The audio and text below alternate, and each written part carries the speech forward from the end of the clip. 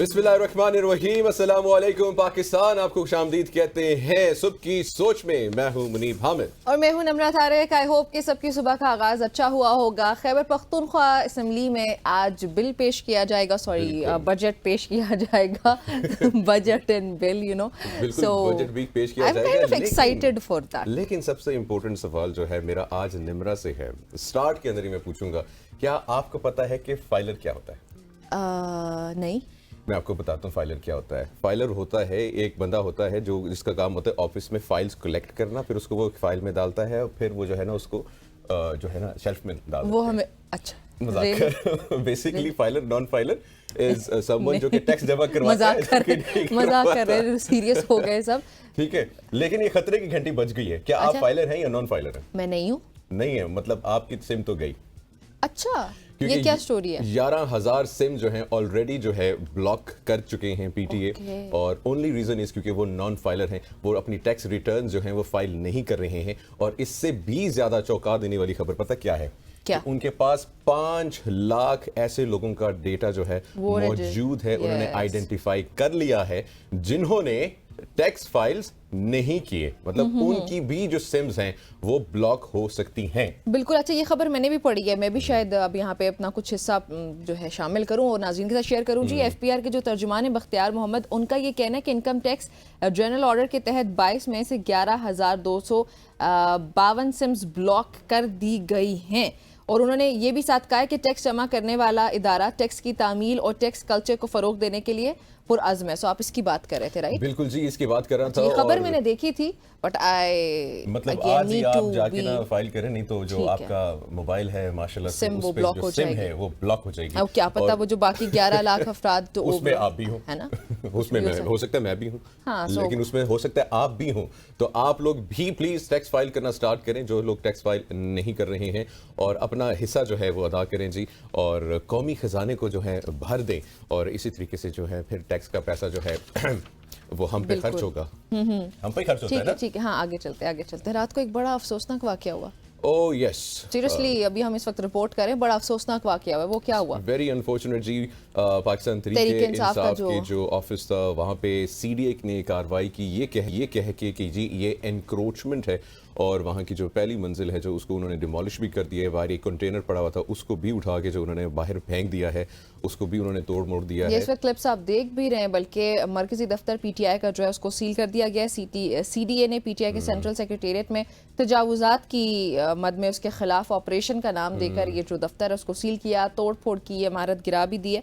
सो जो हुकाम उनका ये कहना है कि ऑपरेशन गैर कानूनी तजावुजात के खिलाफ किया गया। अच्छा, ये यहाँ पे चले ठीक है जी, यहाँ पे हम मानते हैं for an instance let's agree कि उस ऑफिस ने जी एनक्रोचमेंट वाकई की हुई थी। तो ये ऑफिस को बने हुए कितने साल हो गए हैं, तो फिर तो ये सीडीए का फेलियर है कि अगर वो इतने सालों से एक ऑफिस है और वहाँ पे एनक्रोचमेंट्स हैं और आपने कार्रवाई नहीं की। यहाँ पे तो जो है सीडीए के ऊपर भी, यहाँ पे तो सीडीए के ऊपर भी कार्रवाई बनती है कि इतने अरसे के बाद आपको क्यों याद आया अचानक रात को उनकी आंख खुली।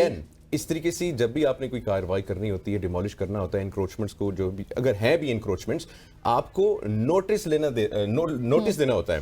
बिल्कुल। अली बुखारी साहब पाकिस्तान तहरीक इंसाफ के रहनुमा हैं, उन्होंने हमें ज्वाइन किया है। अली साहब, good morning. Good morning to you. Ali, अभी हम ये बिल्कुल ये अफसोसनाक खबर जो है वो डिस्कस कर रहे थे। इंक्रोचमेंट के नाम पे जिस तरीके से रात को ऑपरेशन किया गया और अदालत जाने की बारे में कहा गया है बैरिस्टर गोहर की जानिब से, what do you have to say about that? देखें यार, ये बिल्कुल बड़ा ज्यादती है, बल्कि मैं कहूँगा जुल्म है। और इस तरह कभी भी नहीं होता किसी भी सिविलाइज्ड नेशन में, किसी भी सिविलाइज्ड दुनिया के अंदर। ये तो ऐसे लगता था जैसे कोई सेकंड वर्ल्ड वॉर में जैसे हम सुनते होते थे कि बिल्डिंग्स डिमोलिश हो रही हैं और इस तरह जाके बिल्कुल एलिमिनेशन की जा रही है। एक्चुअली आपको लॉ फॉलो करना पड़ता है। सीडीए भी जो है वो कैपिटल डेवलपमेंट अथॉरिटी जो है वो प्रॉपर एक ऑर्डिनेंस के तहत 1960 के तहत आई हुई है, देन वो वैलिडिटी उसको हासिल हुई हुई है। अब इशू ये है कि आपने अगर हमें नोटिस देना था, मैं कहता हूँ किसी भी किस्म में कोई रेगुलरिटीज हो, कोई दक्षिण से लेके कोई और प्लानिंग से लेके कहीं भी आपको पता चलता है जी कि कोई इसके अंदर जो है एज पर प्लान जो है या एज पर साइट प्लान जो है या एज पर जो अप्रूवल प्लान है उसके मुताबिक नहीं हुआ तो आप नोटिस देते हैं 24 आवर्स, 1 आवर, 2 आवर, 4 आवर। यार कुछ तो करो ना।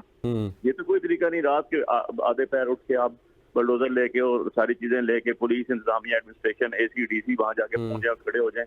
मतलब कौन कर रहा है ये? ऐसे तो नहीं होता यार। इसको तो मैं कहूंगा कि ये फसाइयत की भी एक अपनी मिसाल आप ही होगी है अभी जो चल रहा है सूरत हाल इसके अंदर, और इसको ही रियासती। अच्छा अली भाई ये बताइएगा कि इस जो कहेंगे। इंक्रोचमेंट के खिलाफ जो इन्होंने ऑपरेशन किया है, जहां पे इन्होंने तोड़फोड़ भी की है, एक मंजिल भी जो है मेरे ख्याल से गिरा दी, कंटेनर वाइज सील उसको कर भी जो दिया। कर दिया है और इसको बिल्डिंग को सील कर दिया है, कोई मुजाहमत पे कोई हाथापाई या कोई तशद्दुद भी हुआ?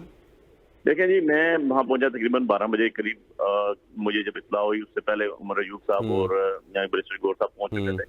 हमारे जो NF-46 के फॉर्म 45 के हकीकी बने थे वो भी पहुंच चुके थे वहाँ पर। और वहाँ पर जब मैं पहुंचा तो उस टाइम उनको जो हमारे आमिर मुगल साहब थे NF-46 के, उनको लेकर जा चुके थे, गिरफ्तार कर लिया तो उन्हें। गिरफ्तार कर लिया था। तो जब मैंने उमर अयूब साहब से पूछा तो उन्होंने कहा, मेरे साथ खड़े हुए थे, मैंने उन्हें कहा कि भाईजान आप हमें कोई चीज दिखाएं, कोई नोटिस दिखाएं, तो हमें जो भी वो ADCR या जो भी शख्स थे एडमिनिस्ट्रेशन के, उन्होंने कहा जी आप साइड पे हैं, हम आपको दिखाते हैं। कहते हैं हम उधर गए गौर, और मैं जब वापस आया तो ये नहीं थे, इनको वो SP गाड़ी में पता चला डाल के ले गए। देन उसके बाद मैं और उमर अयूब साहब वहां से थाने गए, कराची कंपनी। हम तकरीबन आधा घंटा कराची कंपनी, क्योंकि टेरिटोरियल जुरिसडिक्शन जो है PS कराची कंपनी की बनती, तो वहां पर मौजूद आमिर मुगल साहब नहीं थे। वहां पर हम आधा घंटा बैठे रहे, हमें ये पता चला कि ये PS अपारा में है।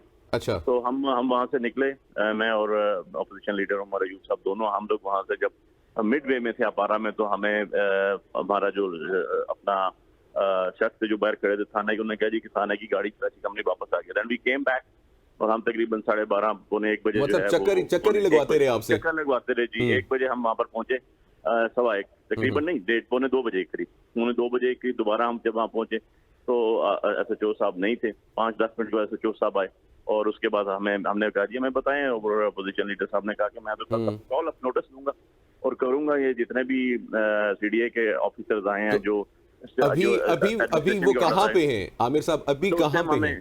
उस टाइम हमें बताया ये गया जी कि आमिर साहब के ऊपर FIR दे दी गई है और ही इज नाउ अरेस्टेड।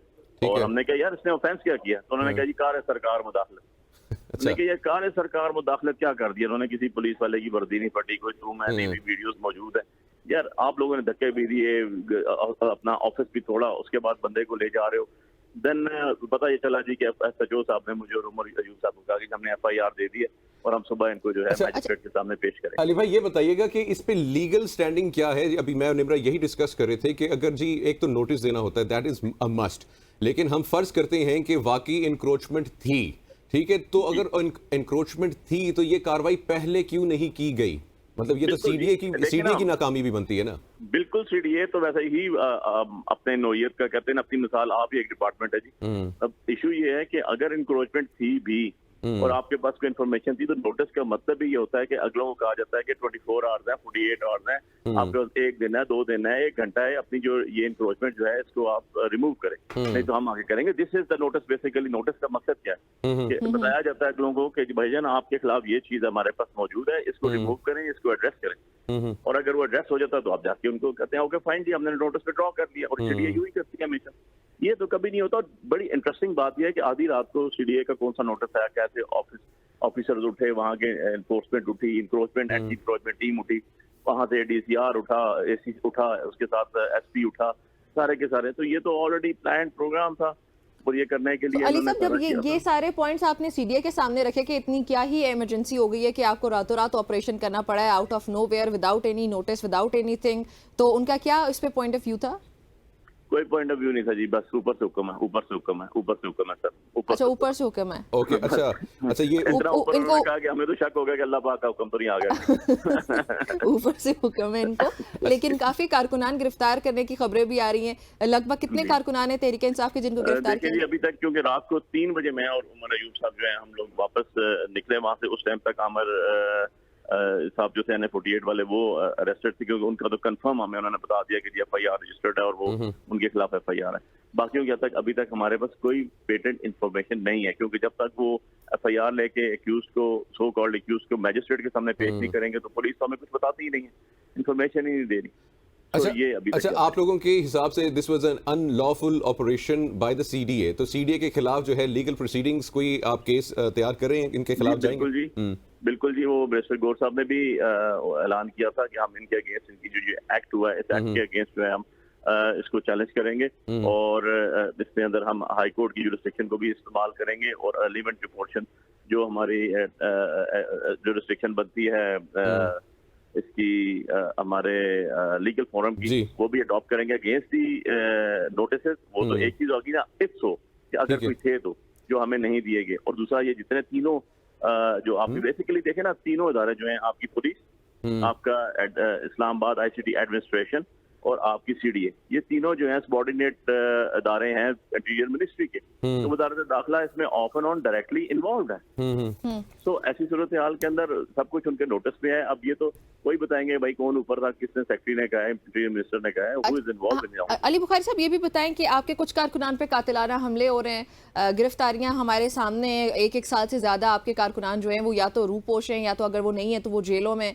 अगर इस तरह बात की जाए तो ये ऑपरेशंस आप लोगों के सामने आ रहे हैं, ये क्यों इतना प्यार किया जा रहा है, ऊपर से जो ऑर्डर्स आ रहे हैं आप लोगों के खिलाफ? देखें जी निम्रा, इनके तो प्यार मोहब्बत की दास्तान इतनी लंबी हो गई है कि ये तारीख के सुनहरे रूपों से लिखी जाएगी इंशाल्लाह, और इसमें कोई शक की बात नहीं है कि ये यजीदियत के अगर अरूज पे तो अब भी सैनियत के ऊपर कायम खड़े हुए हैं, ऐसी बात कोई नहीं है। उन्होंने जितना जुल्म जबर करना था कर लिया। आपको पता है दुनिया सारी में जब भी आप चले जाएं, किसी भी फोरम पे चले जाएं, किसी भी हिस्ट्री का कोई भी चैप्टर उठा के देखें, तो अल्टीमेटली जुल्म ही मिटता है, जो मजलूमियत है वो मिटती नहीं है, रहती वही है। लेकिन तो ये सब करके कोई जी ये सब करके कोई मैसेजेस पहुंचाए जा रहे हैं? मैसेजेस के तो मैं आपको बात बताऊं, जो कुछ पहले हुआ वो बहुत हाई फाई किस्म की एक जो हमारे खिलाफ एक कंपेन चलाई गई थी वो सारी चलाई गई, लेकिन अल्टीमेटली 8 फरवरी को आपने देखा कि लोगों ने हर एलामिया, हर कंपेन को डस्टबिन में डाल दिया, और अल्टीमेटली एक चीज निकली कि Imran Khan is the leader, और जिसको उसने टिकट दिया वो हमारे लीडर हैं, वो हमारे सारी वोट्स उधर गई, और आपने देखा पूरा पाकिस्तान एक साइड पे खड़ा हुआ था। सो अब आपके जब आवाम खड़ी हो जाती है ना, दिलों में लोगों की मोहब्बत आ जाती है, आवाम खड़ी होती है, तो उसको आप खत्म नहीं कर सकते, आप जितनी मर्जी फोर्स यूज कर लें, अब जो मर्जी ढूंढे और ब्लो दी बेल्ट जाके दफ्तर सील कर दें, लोगों को मारें, पकड़ें, लोगों की इस्तें पामाल करें, लेकिन अल्टीमेटली तो यही होता है कि जो कामयाबी होती है वो हक की होती है। दिस इज आवर फेथ, ये तो हमारा ईमान है, ये तो हमारा यकीन है।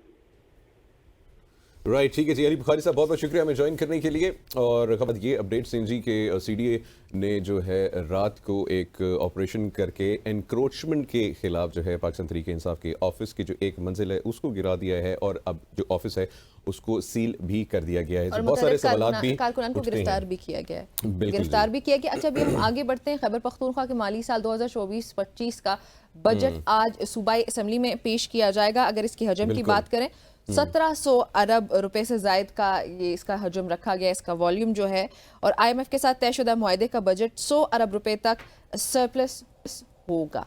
बिल्कुल जी, और ये पहली दफा तारीख में हो रहा है, मेरे ख्याल से पाकिस्तान को इस चीज का भी पता होना चाहिए कि फेडरल गवर्नमेंट से जो है वो पहले जो है अपना बजट पेश कर रहे हैं, और मेरे ख्याल से वो इसकी भी कोई पॉलिटिकल आई एम श्योर होंगी, पॉइंट्स होंगी यहाँ पे। अच्छा, लेकिन जो KP गवर्नमेंट ने पॉइंट पेश किया वो ये है कि जब फेडरल गवर्नमेंट का बजट पेश होगा उसके बाद ईद की छुट्टियां वगैरह आ जाती हैं, सो इसकी वजह से हम पहले कर रहे हैं, क्योंकि वो फिर ईद का फेज सारा स्टार्ट हो जाएगा। अच्छा, फैसल वावड़ा साहब दोबारा जो है, फैसल वावड़ा साहब, यस वैसे वो इनेक्टिव तो हुए ही नहीं थे मुनीब।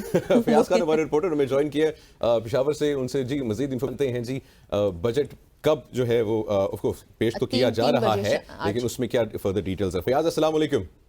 वालेकुम सलाम, कैसे ठीक ठाक, खैरियत है जी?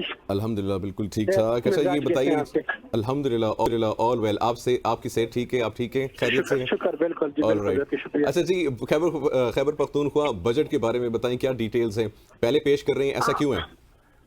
जी बिल्कुल, ये खैबर पख्तूनख्वा की जो मौजूदा हुकूमत है उन्होंने फैसला किया था, क्योंकि हर साल माली साल जो है वो वफाकी हुकूमत जो है पहले बजट पेश करती है, और क्योंकि इस मरतबा उन्होंने फैसला किया कि हम जो है वो चूँकि माली मसाइल भी है और दीगर जो मुश्किलात है इस हवाले से, तो उन्होंने इनका ये फैसला था कि इस मरतबा जो है वो वफाक से पहले बजट पेश करेंगे, और इस सिलसिले में उन्होंने जो है बजट की जो तैयारी जो है वो मुकम्मल कर ली है। और आज खैबर पख्तूनख्वा के माली साल 2024-25 का जो बजट है सालाना, वो आज पेश होने जा रहा है। इसके लिए जो है वो तमाम तर तैयारियां शुरू कर दी गई है, और बजट इजलास जो है वो 3 बजे सुबह जो है वो तलब किया गया है। तो हमारे पास इंफॉर्मेशन है कि एक जो मसला है, जो मेजर मसला पूरे पाकिस्तान का, KP का भी है, और वो है पावर का, बिजली का, तो उसके लिए कोई आपके पास इंफॉर्मेशन है कि कितना कोई बजट जो है डेवलपमेंट प्रोजेक्ट्स के लिए मुख्तस किया गया? मतलब फैसला जो किया गया है इसके मुताबिक तरक्याती जो प्रोग्राम है वो जो गुज़िश्ता साल के थे 2023-24 के बजट में जो प्रोग्राम तरक्याती प्रोग्राम शामिल किए गए थे वही है, और उससे जो है वो जी जी जी फयाज, आप हमें सुन पा रहे हैं?